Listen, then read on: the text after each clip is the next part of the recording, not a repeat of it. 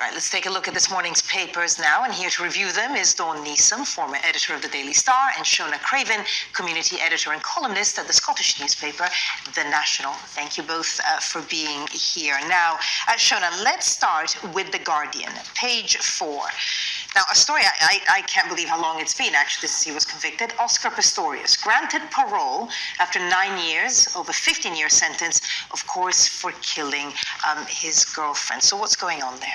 So, yeah, quite a few papers running this. It has been in and out of the news for such a long time. So it was actually Valentine's Day 2013 that Reeva Steenkamp was murdered.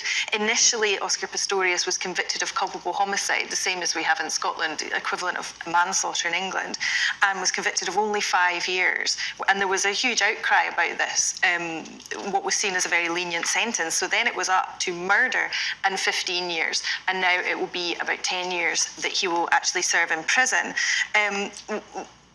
One interesting thing about this is that he will have to he's going to be staying in his uncle's home. He will have to comply with a lot of conditions, including anger management courses. People are, sometimes skeptical about the impact of that. But also he will not be able to leave Pretoria, and he'll have to inform authorities if he's moving around, moving home, moving jobs, which I think will be very difficult for him to do undetected. I think there'll be a huge amount of interest from the media and from the public in knowing what he's doing. So I think if he steps out of line, he will probably have to go back. And in the article, does it mention if there's been any kind of reaction to this announcement?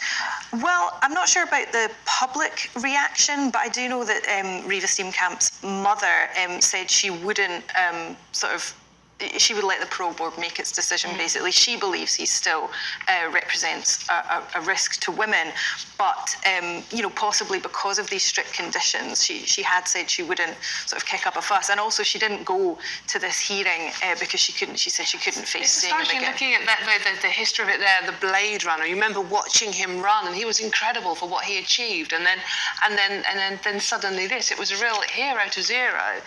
And I remember covering this story on the news floor, and there were literally men I worked with, many men at the time, saying, well, he could conceivably have a point because she was in the bathroom and he shot through the door thinking she was an intruder. And people are having that debate about, well, it could have been a mistake. And it's still astonishing now that... But I think his disability was part of that because he obviously... has amputated limbs. Yes. He can't just spring up and do it. So it was almost like, can he be this aggressor when he was vulnerable in that situation? It's cruel. So it was huge attention. But I don't know that it will necessarily continue to be huge attention unless something happens when he is still serving his sentence, but in the community. Sinead. Dawn. Total gear change. Telegraph, page 13.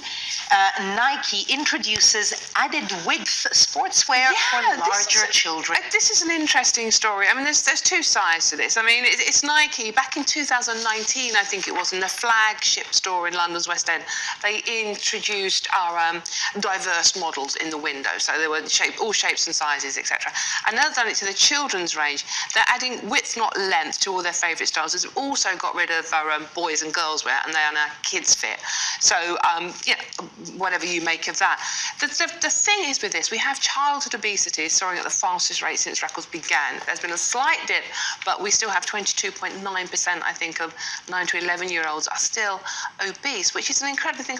So, on one hand, it's brilliant that we're doing sportswear so these kids can get back into sport, get fit, a great thing. But on the other hand, there is this, are we just accepting the fact now that we have obese children, we're living with it? I suppose Nike would say they're responding to... They are, and that's exactly what they've done, Barbara. They did a study of all their customers, and I think 2,000 families were involved, 2,000 children, and they found that there was this demand there for all different shapes and sizes. And of course there is. We don't all come in one shape or size, and no size is perfect. Someone's saying that, but I just think the obesity in this country, in children in particular, is heartbreaking. But the more we encourage them to get into sport, on the other hand, the better it is. That would be good. Yeah. Okay, Shona, Telegraph page 7. The wonky Christmas tree. Wanting to talk about this. There we go. This is Let's do the this is tree. moment. Wonky Christmas tree is like the Leaning Tower of Pisa, says council. Not sure it's going to be the same kind of attraction as to attract tourists. Tell us more about the story. I don't know, I'd be tempted to go and get a selfie with this tree. I heard about this on the radio in the morning on the way in, and I don't think I was picturing something quite as mad as this. Like, it is extremely, extremely Very wonky. And, you know, they say don't look a gift horse in the mouth, and this was donated by a local business. But, I mean, I would look a gift tree in the mouth if it was falling We're trying to find pictures of this tree to maybe put.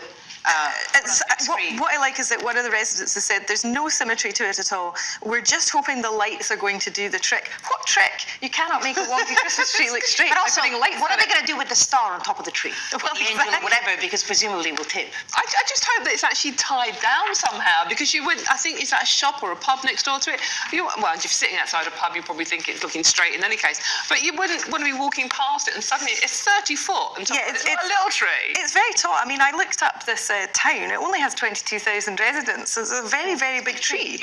I had a wonky tree in my house once, and actually with a little bit of rope, I kind of pulled it back. I always have mine anchored with rope, Yeah. even if it looks poker straight. Oh, there we go.